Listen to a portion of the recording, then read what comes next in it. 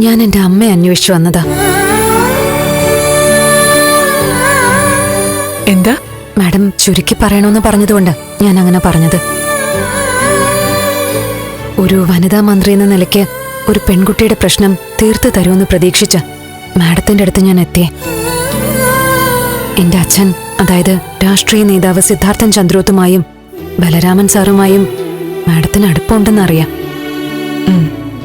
Madam, എനിക്കിത്രേ വേണ്ടൂ. എന്റെ അമ്മയെ കണ്ടുപിടിക്കാൻ മാഡം എന്നെ സഹായിക്കണം. എന്റെ അച്ഛനാണെന്ന് അദ്ദേഹം സമ്മതിക്കുന്നില്ല. അമ്മ ആരാണെന്ന് പറയുന്നുമില്ല.